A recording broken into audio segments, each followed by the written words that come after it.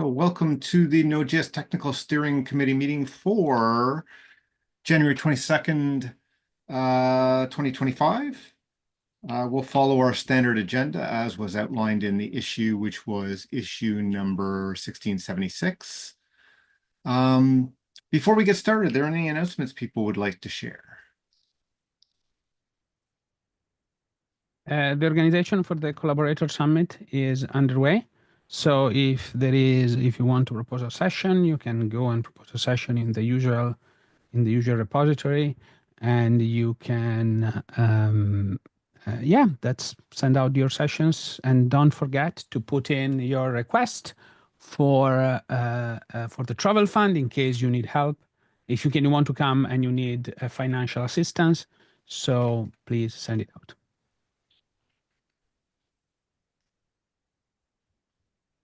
Any other announcements? I see Richard has his hand up.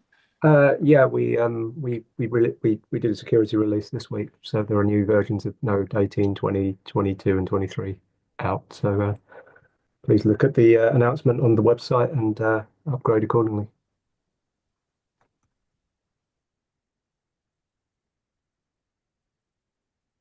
Any other announcements people would like to share?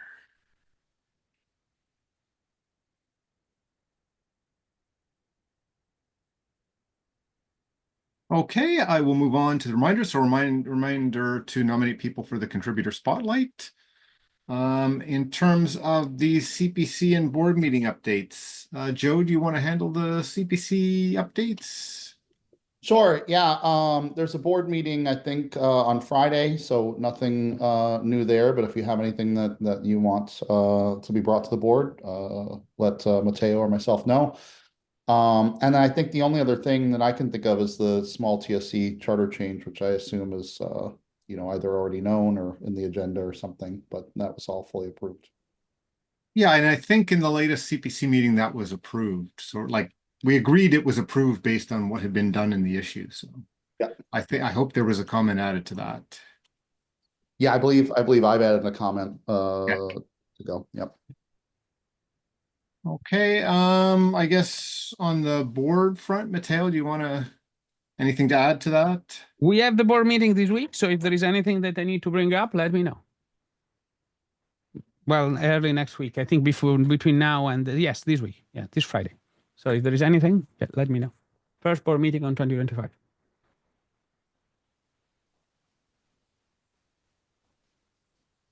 Okay. So let's move on to the issues tagged for the agenda. The first one is doc change SmartF support type to be experimental. I'm just looking. I don't know if anybody wants to jump in to lead the discussion on that particular one.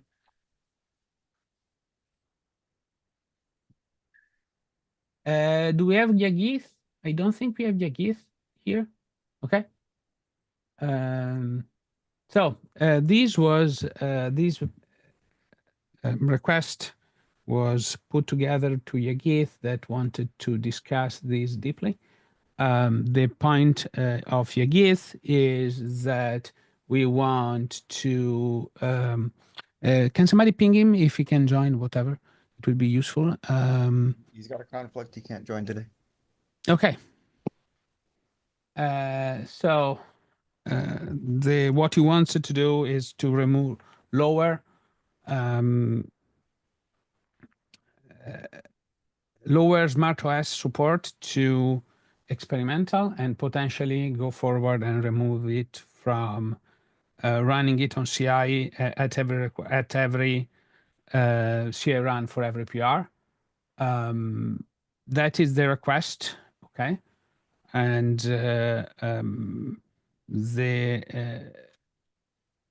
I don't know if others want to chime in, but I think probably Joey wants to chime in, but I don't know if anybody wants to add anything to the discussion. It's very well discussed on the issue, to be honest. I think everybody's familiar now. So, Marco? Marco, go ahead. Yeah, sorry. I think there are some issues on SmartOS for the 20 release. We see the CI failing.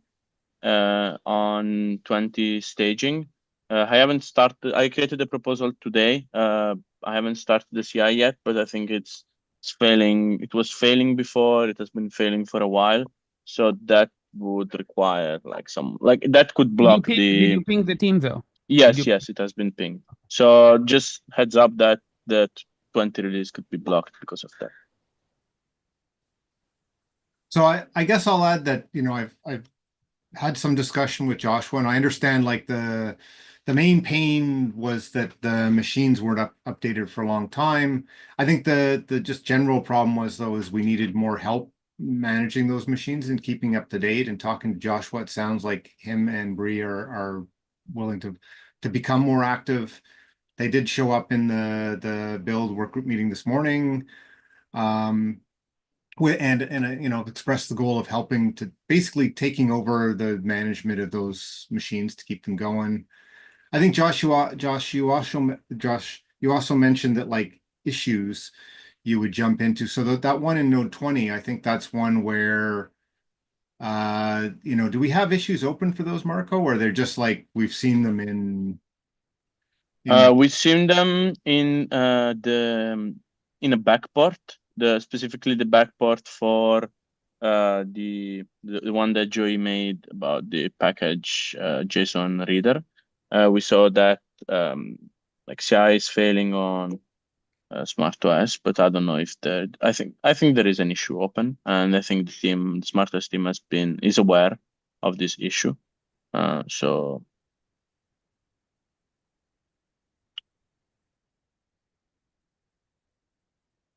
But Josh, this was reported sorry, today. James, you put your hand up. That was the issue that was pinged like yesterday, right? That was, yeah. And I did have actually just a very quick related question. I was hoping, so as part of, obviously there are a number of SmartOS test flakes or whatever that people have pinged us about in the last couple of weeks. And I wanted to be able to create issues assigned to, I don't know if you can assign an issue to a group, but certainly to members of our platform team, and also label them appropriately, just so that we can track. Like, I'd like to have an issue per test that we need to go and fix, basically, so that we can keep people up to date on where we're at with that and make sure that those get linked into blockers or not or whatever. And then Michael mentioned this morning in the build working group that we can go and mark them as flaky or ignored or skipped or whatever as well, just to stop the immediate issue. Like if we look at it and it doesn't seem that critical, so that we don't get in the way of the release or whatever. So I was told that there might be specific triage permissions or something that people, because I was not able to like adjust labels or assignees on an issue when I was trying to create one. So I just wanted to bring that up and ask if that was something that platform team members could have those permissions or whatever.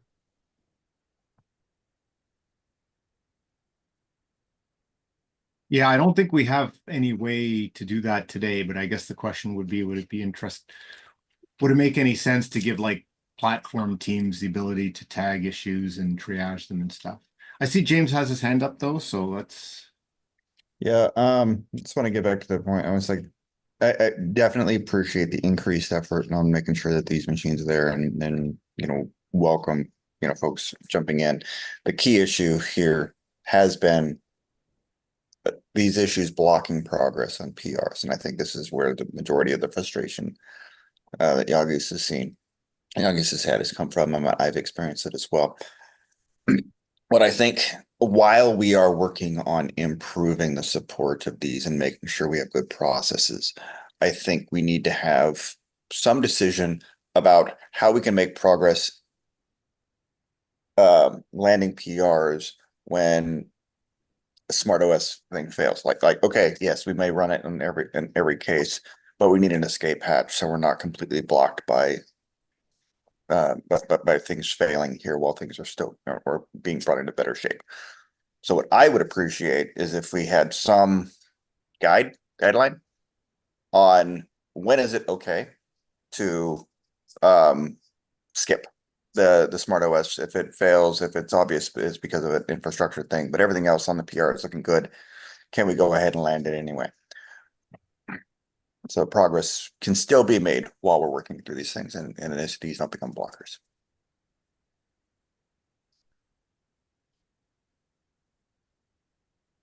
From my side, I don't know how feasible this is, but I would say like if there's something that is known flaky and it's blocking a PR, then sure, go ahead and ignore that one and move on. And we're gonna try to get to all the flakes and make sure that they're taken care of or like marked skippable or whatever's necessary to make sure that things are not blocked. But I just want to make sure that if there's something that that has been stable, it has been working, it has been like reliable and dependable, and suddenly that one breaks, that's where I'd like to put the brakes on and like get somebody to figure out what's going on. And like, because that's the point where maybe this PR does need to be reworked a little bit. Because we've seen in the past where it fails on us, but we have found that we actually weren't the only case that was failing. Like, we had a couple of instances where we fixed something and that also fixed things in FreeBSD, like accidentally. So like known flakes, sure, go ahead, skip. But new stuff that was previously like solid and dependable, I would definitely like to be brought in on those before just moving ahead. To help with that, I think we should explicitly mark the ones that are flaky as flaky. I think there's no reason to just like requiring people to like thumb in the air. Like, I guess this one's skippable, obviously, is to James's point, frustrating for everybody. So I think we'll go in and get the handful of ones we've been pinged on in the last couple of weeks, triaged appropriately as flaky or skip or whatever. Mateo has his hand up. In the past, what I've done for certain platforms, certain things, if I could not get a feature going, I would literally just put in the test, skip the test on that platform. And generically, this is, I found this approach to be able to unblock and no one complained in the thing, in the PR tracker. Okay. So I'm just mentioning it because it can be a valid way to do those things. Okay. Let me make an example. Okay. We have in the watch tests, okay, we have been skipping massively AIX, for example, because it seems impossible to get the test passing there. The file watching tests, like, yeah. Okay. Yeah, there's some interesting things on there, and I think that's when like the platform teams are aware of the issue, and it's like, okay, yeah, we understand, right? Yeah, it's also not a development platform, so they're limited. There is limited impact in skipping those tests. Okay, I'm just mentioning this because I think it's what I feel it's the only way in some cases to get to a PR landed or a fix landed, an important one even to some extent for certain if it impacts certain platforms. And to be clear, you mean updating the configuration files in the repository to mark a specific test as skipped on. Yeah, exactly. Yeah. All right. We can go and do that for the ones that we can't immediately fix, and then yes, exactly. Okay, mostly because the test might not be flaky for our platforms, so this allows us to say, well, don't even run this on SmartOS or AIX or whatever. Okay, but at least we can unblock the rest of the team, and because some of those tests are very low level, in terms of timing requirements and order of event requirements. And in some cases, it's not like it's possible to write a test for SmartOS, but the test for SmartOS will have a different order of events than the test for Linux or Windows or Mac. And even between Linux and Windows and Mac, we have differences on some of this, but very low level things like file watching or other stuff that is deeply platform related. Yeah.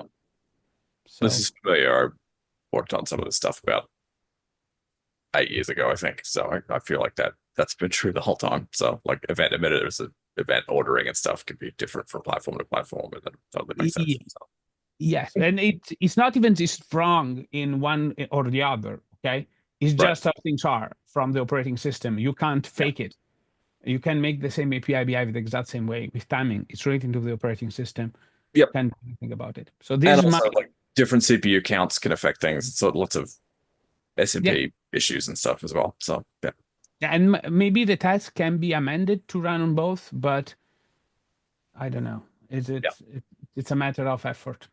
Michael?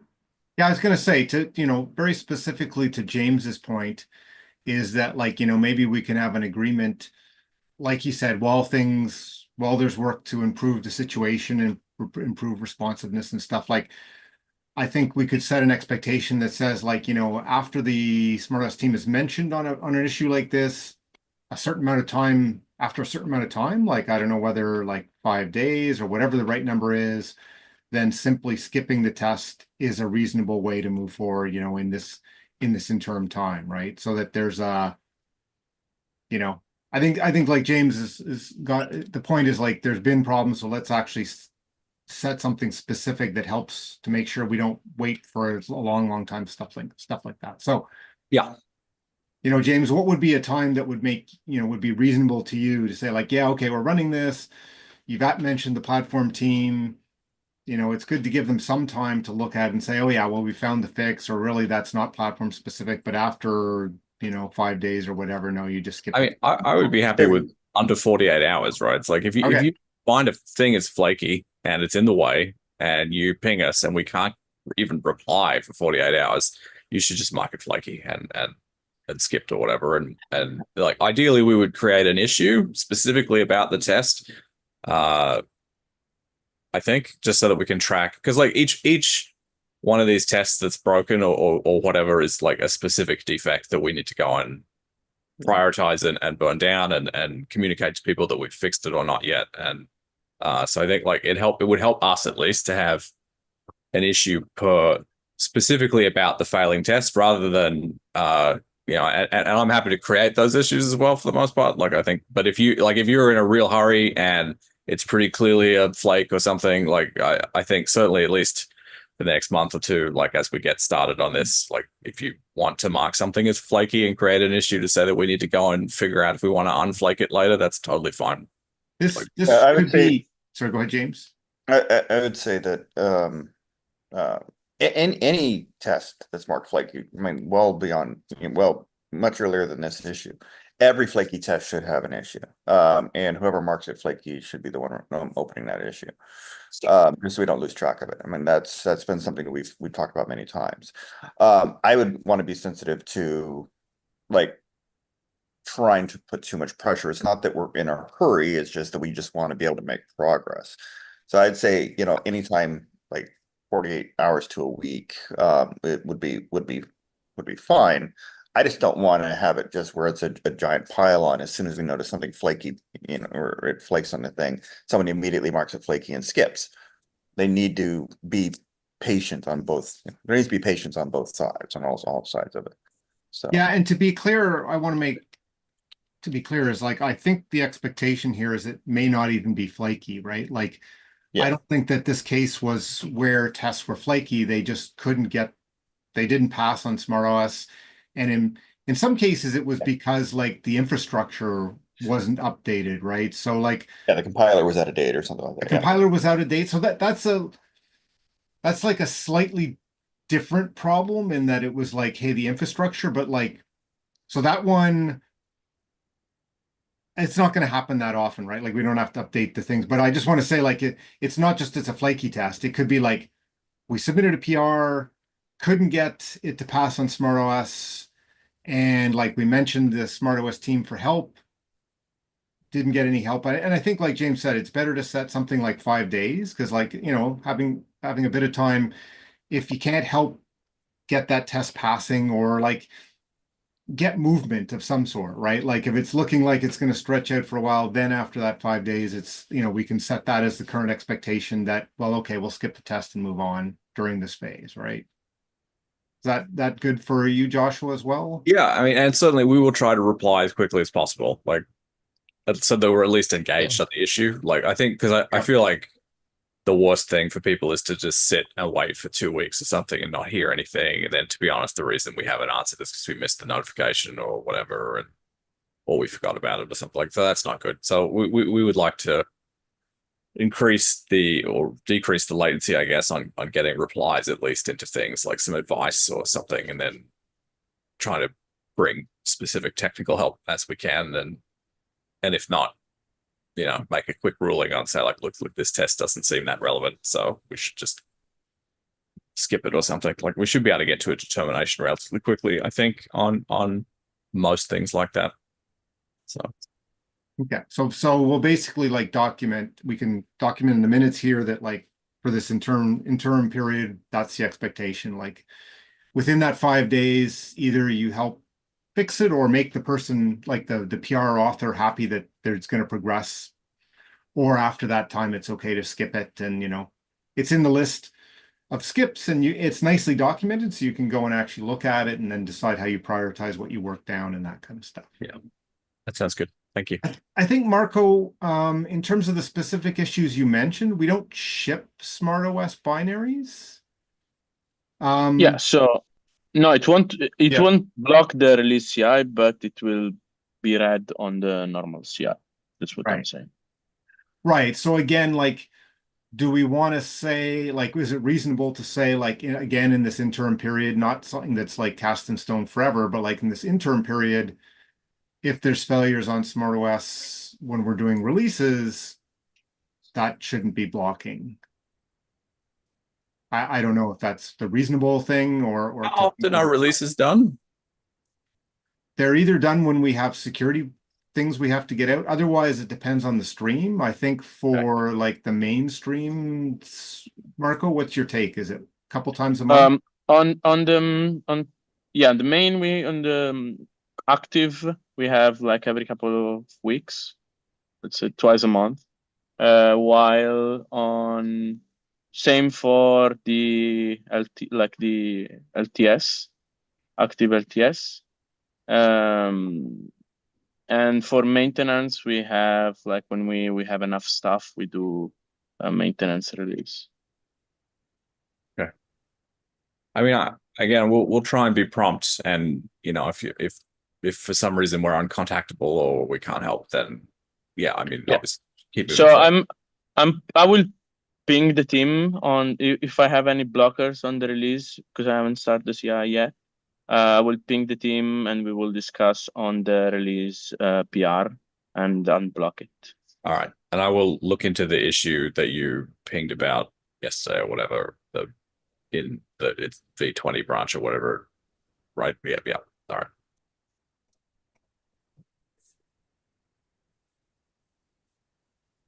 Okay. I guess the end question would be like based on the discussion so far and what we've agreed, what's the direction? Like the ask was to move it to experimental. I think that there's a few of us who think it would be better to leave it as it is with these agreements, see how that goes. I'd say leave it as it is, based on this discussion right now. Let's evaluate again in a month. And just to make sure we're making progress and we're not seeing any more blocks of progress. Thank you. We appreciate it. Yep. Yeah. And like I said, I definitely appreciate y'all jumping in and helping with these issues. It's great to see. Okay, so anybody have any concerns then if I take it off the agenda, for the next month and somebody can add it back on if there's an issue or, perhaps there can be agreement to close it or whatever. Like basically I'm just thinking we could take it off the agenda for some period of time. That makes sense. Well, we suggested this last time, and then you guys wanted it on the agenda, so it's really him that wants this on the agenda. Yeah, I can talk to Try Yegis. removing it and see what happens. I can talk to Yegis later today and just kind of update him and see what he thinks. Let him and encourage him to weigh in if he has a different opinion.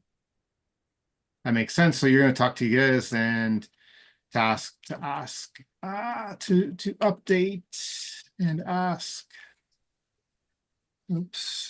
if you would be okay with removing for the agenda for now, right?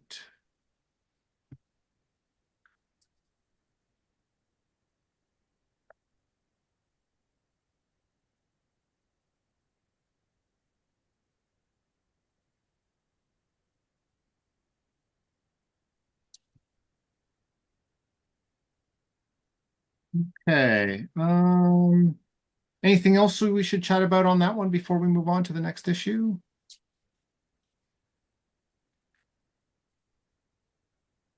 If not, I'm just going to jump ahead. There's also an issue in Node.js TSC, which is the status of SmartOS support and what the future holds.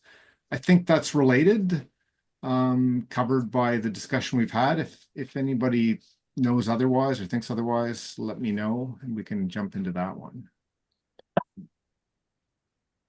I guess the one remaining thing was that issue, the thing that Josh brought up about triaging.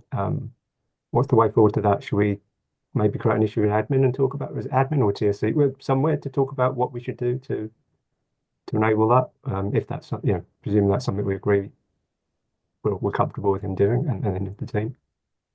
In terms of triaging issues and being able to add labels and things. Yeah, I think opening an issue for discussion would be good. Are you volunteering to do that? I guess so. I mean, yeah. Unless maybe Josh, if that's something you want to do. Am I allowed to do that? You should be able to create issues. Yeah, no. I just mean like I can put something on the or someone can put it on the agenda for me or whatever. Yeah. I mean, I don't know if it needs to be on the agenda. If we could add it to the agenda if there's no progress. But yeah, I mean, if you open it, I will. Where would be the best place to put that issue? Maybe the TSC repo. Okay. You can presumably move them later if it. Yeah, we can I will create one in the TSC repo then. Thank you. Yeah. Thanks. Matteo has his hand up. There is one more thing, Josh, that probably there is some work to be done, even collectively. Okay, it's not necessarily on you guys, but it's definitely something. Okay, to be aware. Okay, I don't know if you're familiar of our reliability CI repo, which is which documents the bad status of our CI system is in all entirety. I don't know if you are familiar. This in the chat. I'm putting it in here. I'm going to share the screen for a second. Okay. So just want to show you the part of the problem. Where is it? Sorry. Okay, here we go. Okay, so if you go in here, you will see issues.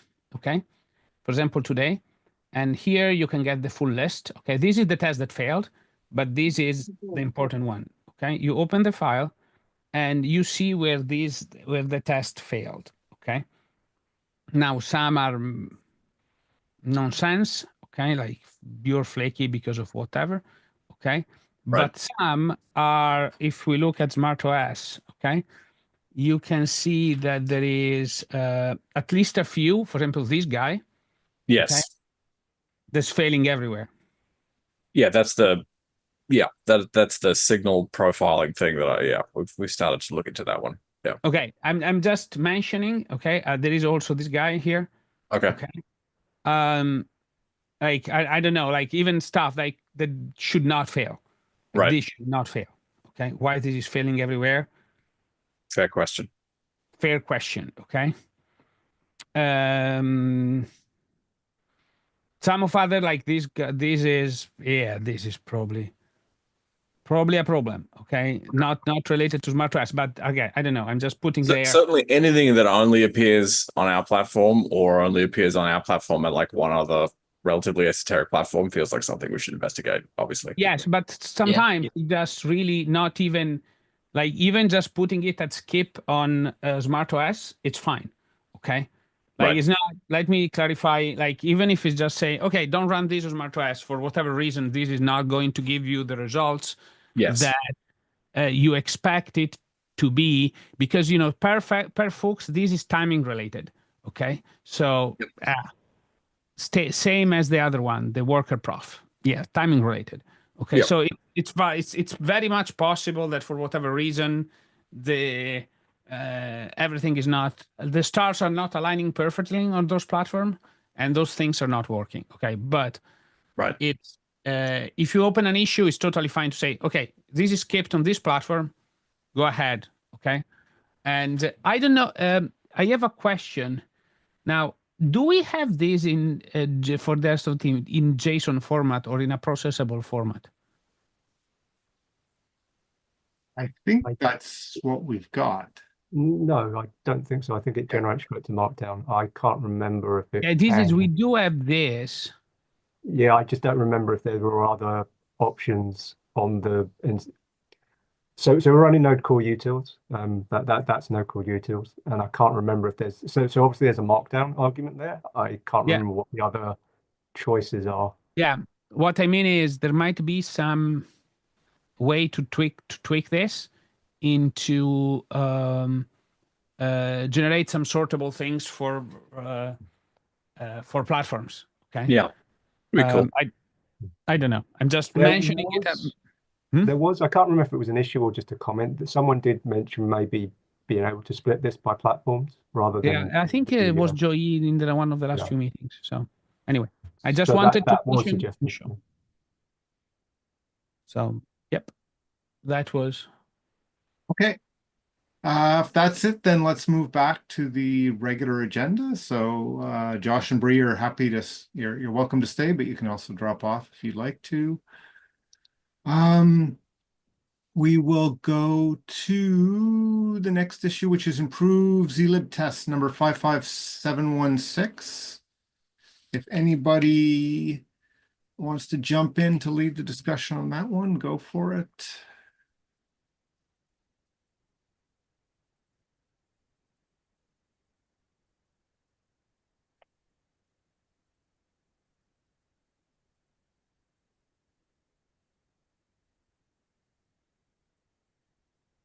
Well, given that no one is speaking, Yeah, no, sorry, go ahead. Yeah, I have been watching the test thread for a while, and I found that there are two opinions. Well, generally speaking, two topics. That one is that migrating using Node test runner, and another is by James to improve the test structure. And I have seen that people have been conflating these two topics together and making the discussion frustrating, from my opinion, because I think people are not on the same thread typically in a single discussion. And yeah, I think that's what I can observe from the thread that's making people feeling frustrated. But from what I can tell, that the item on the agenda, TIC agenda, is that migrating to the node test runner. So, but this one, I can see that it's more controversial than the one raised by James to make test more structural.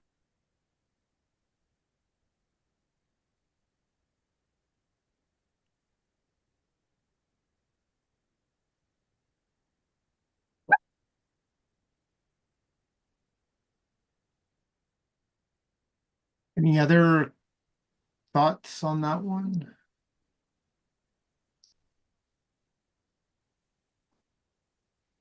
I think it's like it's on the TSC agenda, I think in particular because like the comment is, fine with removing redundant tests, but -1 on using node tests as much as we can. In my opinion, it's not an improvement, but add complex and spurious code executed on part of the test, which could also affect the reliability of the test itself.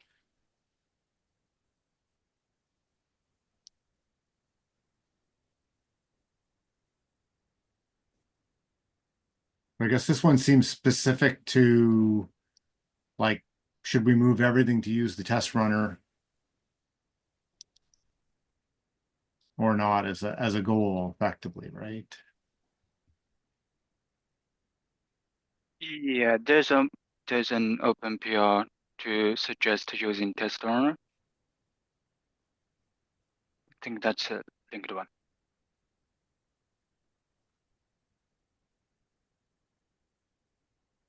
I think we discussed this last time in a few other meetings ago. Yeah.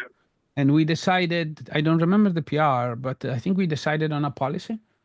Okay. That might be the PR that Zhenzong you're mentioning, right?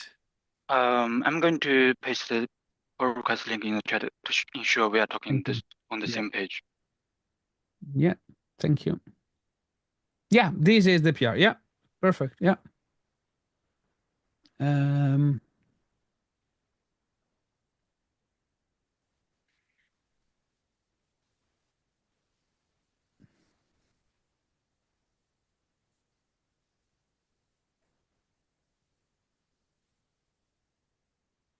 Okay, yeah, I'm good with the policy. Like, what is the problem with this policy, Shenzong? Sorry, I might be lost. Well, I mentioned that it's controversial from the thread reading that people are not convinced that migrating to test runner would improve the test structure that proposed originally. So this is migrating to test runner is just one approach that we can improve the test structure. But I mean, people have different opinions on this. Like we can still improve the structure without test runner because we already have one Python-based test runner.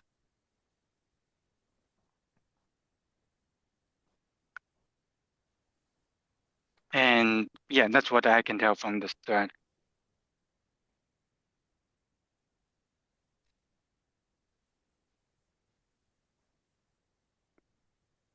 And I don't see there's a consensus to encourage people to migrate to test runner in this thread.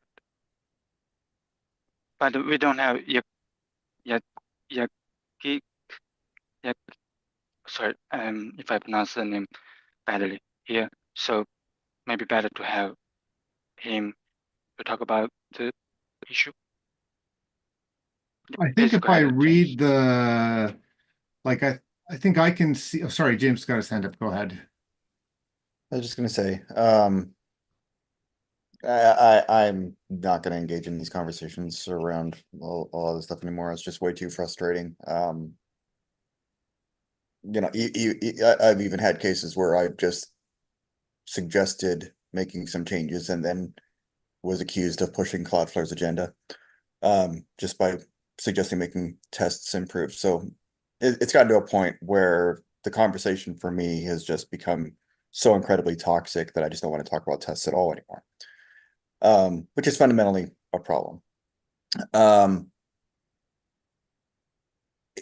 The bigger problem for me is that we have brand new contributors who are trying to become, build contributions. Some of them have opened some of these and then immediately get blocked and they don't have any context as to what's going on. They're just told, no, this is not an improvement, and ends up completely discouraging them from contributing. I've had, there's one that's come back and said that, it looks like, that they can't figure out how to contribute at all because of those kind of things, and they stopped. Another one, brand new contributor yesterday, the PR was blocked, and then the comment today saying that that the person didn't block any new contributors, which, I mean, it just happened yesterday. So anyway, it's just gotten so frustrating that at this point, I'm over the conversation.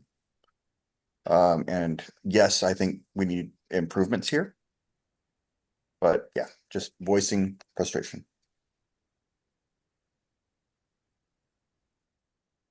Joey's hand is up next.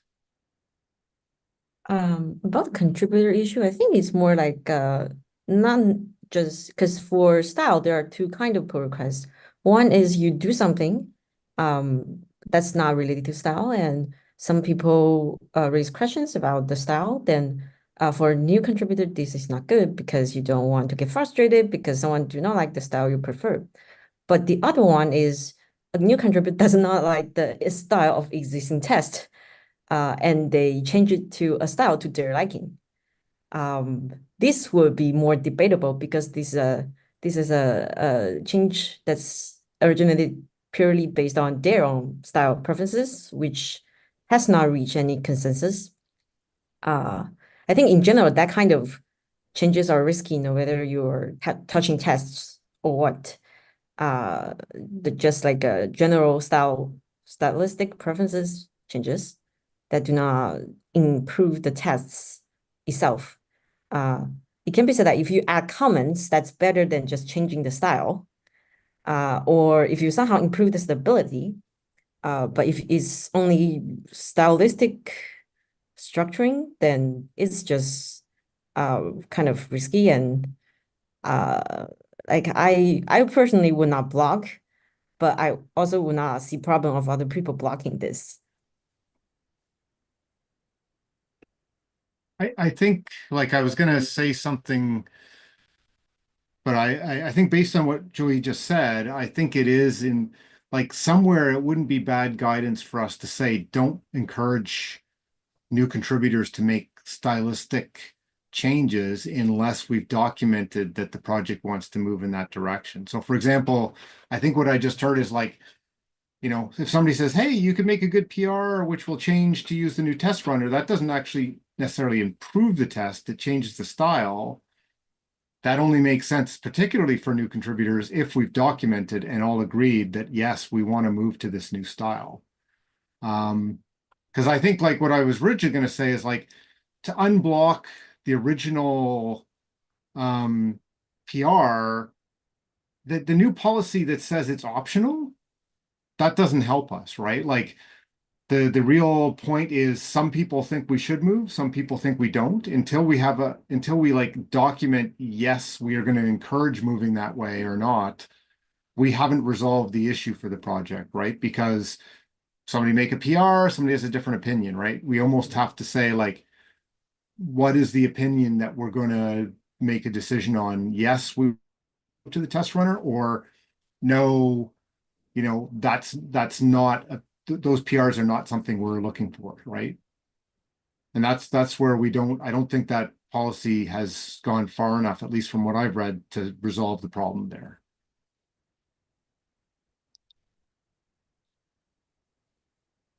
Is it worth me articulating what the goal, like from my point of view, you know, for the work that Yagi's, myself, a couple other folks have been doing on this? We're looking at node compatibility, like other runtimes being compatible with Node. In order to do that, we need to be able to run Node's tests. Because that is the only goalpost. That is the only way we determine if we're actually compatible. We cannot run Node's tests for a variety of reasons, mostly because our tests are not documented, poorly structured, mix internal API tests with public API tests, mix internal requirements, use a bespoke test harness that also uses internal APIs, very little documentation, very little structure, tests that are mixed together.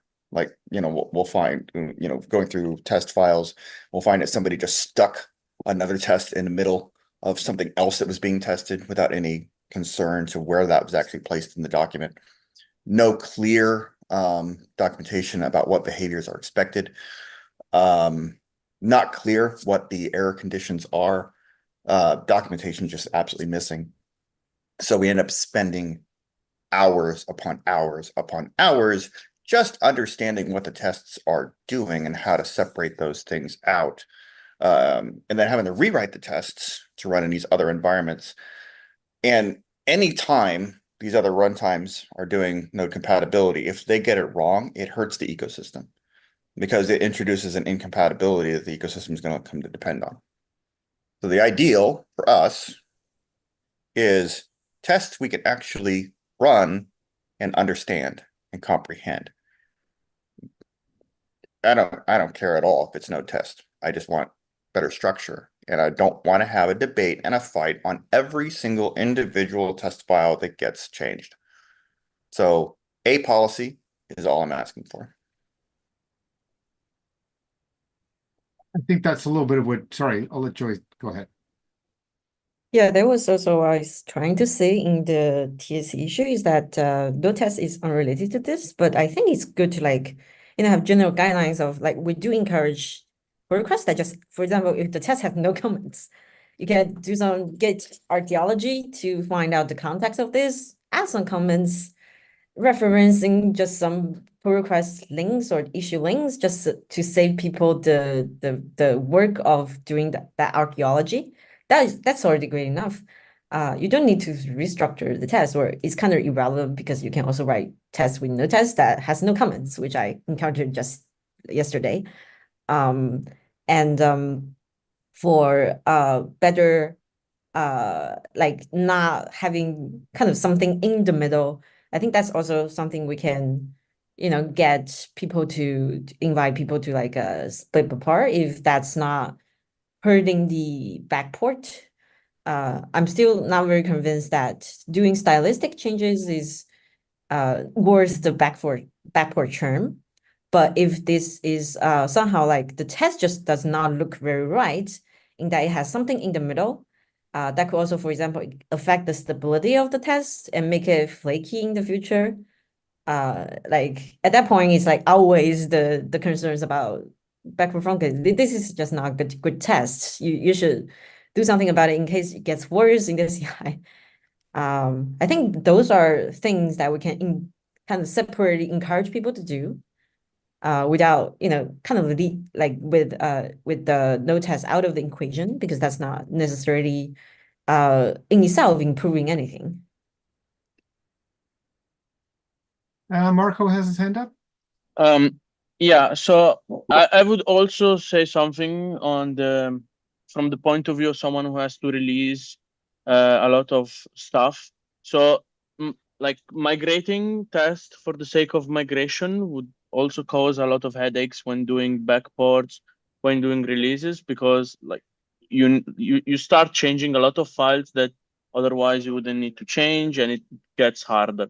So if we decide to migrate, not to migrate, I think we also need to do it when we change a test, we do some change, then we migrate. Migrating for the sake of changing it, changing the structure, would cause a lot of headaches in backporting, releasing stuff. So we should be a bit careful on that point. But I feel we're not addressing the core issue here. I mean, what James wants to be achieved is to be able to have the tests better documented and being able to run Node.js test suite in other runtimes. Now, what is required for that? I guess, making them more documented, we can just add comments. And that's more documented, doesn't break anyone.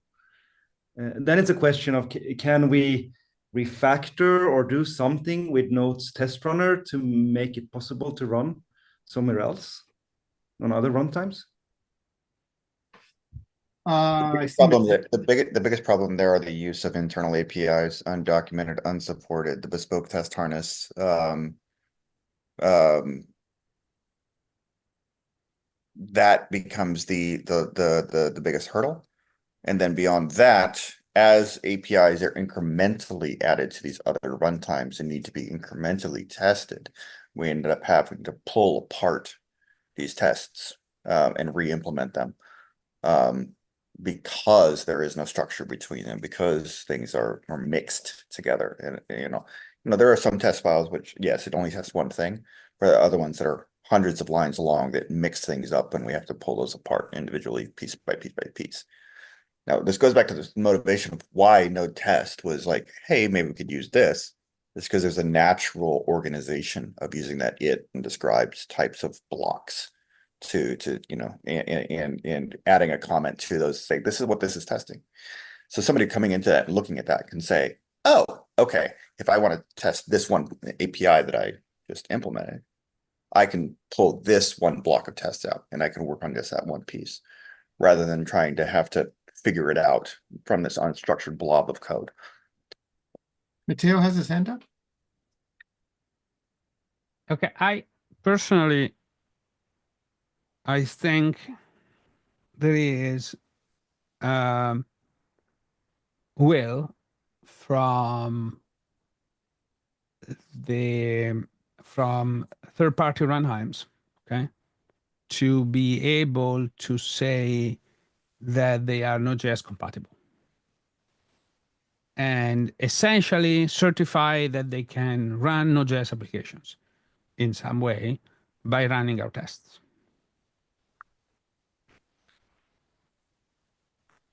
Our test suite, though, as was never built with that, okay, with that in mind, okay, and to some extent, okay, we creating a certification program of other runtimes is a lot and a lot and a lot of effort in terms of things that needs to be done in the project. So, and the only people that are essentially where this matter the most, okay, are the ones that develop other runtimes, and they're doing a good job at it. But they have this burning problem. This is a burning problem for them. Now, I don't know how to solve this problem, minus creating this certification suite, okay, that they can use and run, and we can develop essentially to some extent together, and we can keep adding things and so on and so forth. But in all intent and purpose, it's I'm not convinced that the current test suite is enough, is portable or can be used as a basis without just massively disrupting the process. It's not. That's what I'm saying. It's not. The effort for me has not been, hey, let's go use node test. I honestly, I couldn't care less about node test.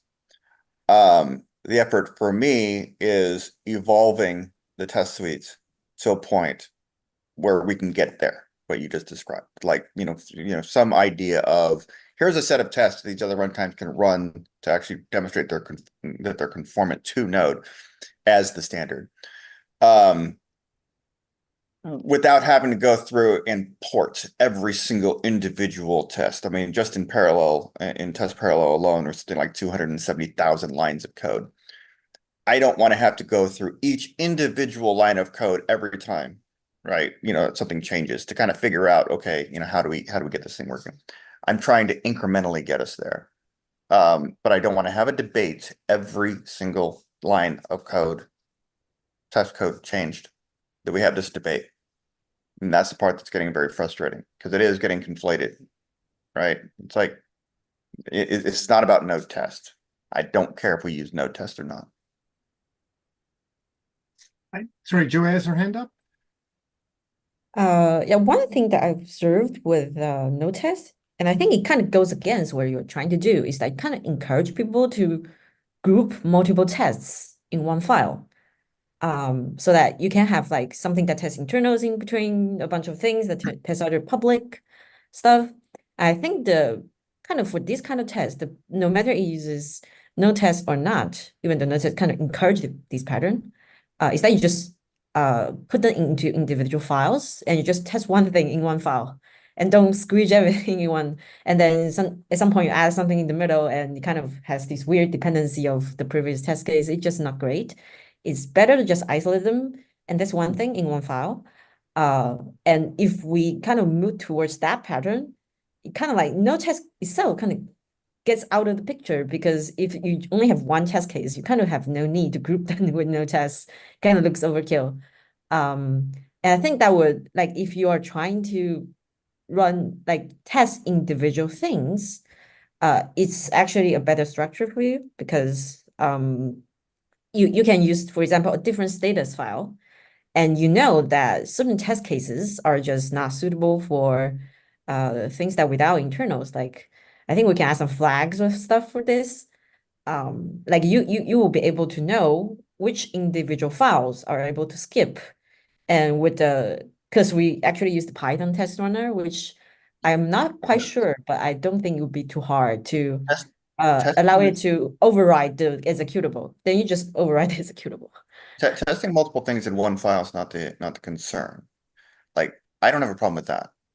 It's the fact that everything's mixed together and we don't know, like even just if you add scoping blocks between each individual test, that's an improvement.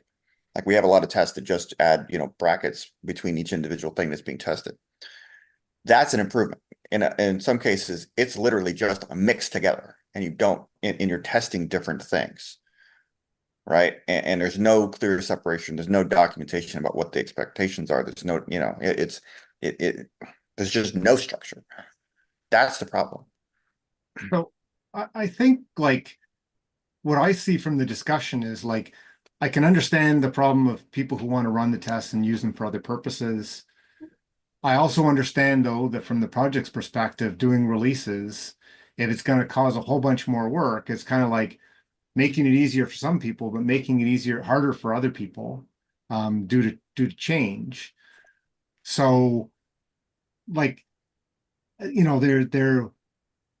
it was free, I think nobody would be discussing necessarily, although there's still opinions on what's good or bad. But, like, I think fundamentally here is, like, taking the stylistic changes will cause the project more work, which somebody has to do. And unless there's somebody who's like, hey, I will backport every single thing that is changed for stylistic reasons, like, people aren't necessarily going to want to do that work. A middle ground, which is going to be a slow burn, which I think somebody else mentioned, was like, our policy could be, when you're making a change to a test for some reason to improve the test, converting it over to this new style also is acceptable, right? Like, that could be our policy that would try and balance those two things. But I don't know if that probably wouldn't change things fast enough for people who want them to be runnable. Robert has his hand up. Again, just trying out ideas. Like, would it make sense to have a node test harness that is developed outside or in a different repo, and those that want to have this kind of test suite that can run on different run times can do the work of migrating or porting all of our tests. That's And probably then the we're gonna have to take anyway. That's well, probably, yeah. let me just finish. And then as part of that, when that's done, the node.js project also makes sure to run those tests, like similar to SitGM or whatever. And then we also encourage that new tests are developed in this way. And then we can leave the old ones there, and they can do the work they're doing. And if and when something is properly ported, they can be removed from the old place. Yeah, that's an interesting idea. Like, basically have a new test suite that gets all the changes, and we run both effectively, right? That's probably the approach I'm gonna probably take anyway. Honest, I mean, we're working on these changes within the project is honestly proving to be too frustrating. We need these tests. We need them ported. We need them in a more structured way. I needed to focus just on the public API surface. Most likely what's going to end up happening is I'm just going to port the test out to a different test suite. So I think you'd want to propose that the project runs that, right? Because, like, that's up to the project. I'm not going to push. okay.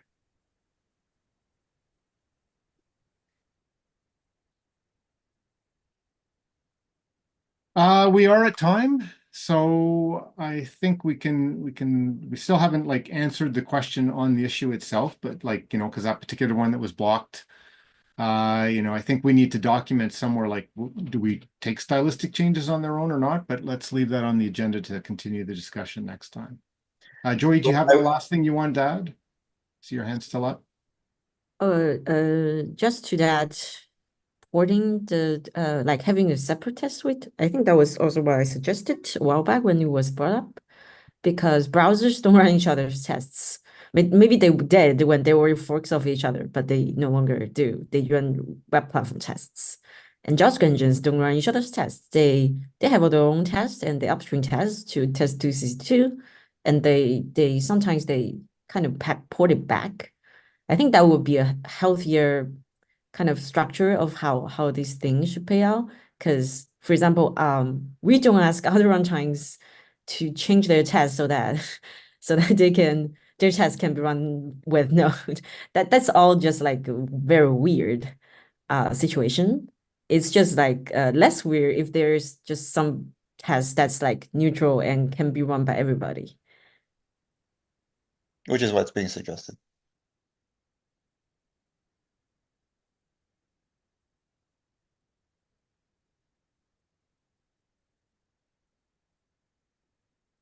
Okay, so we are over time.